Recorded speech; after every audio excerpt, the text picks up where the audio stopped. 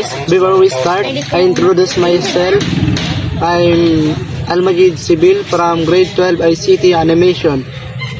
So for today's vlog, I gonna share to you guys 3 uncommon Filipino words with their definitions and examples. First, halagang bilang.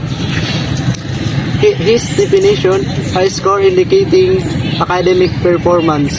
His example, mataas ang kanyang halagang bilang sa matematika.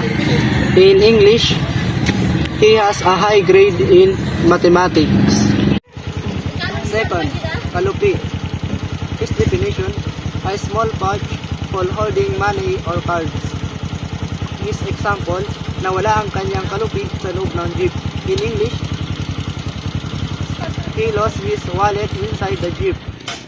3. Salipawpaw.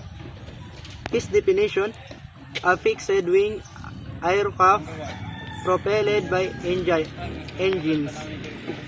His example, unang beses kong sumakay sa salipawpaw noong nakaraang taon.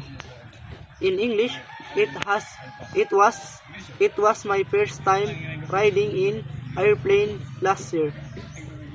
So thank you guys. Thank you po.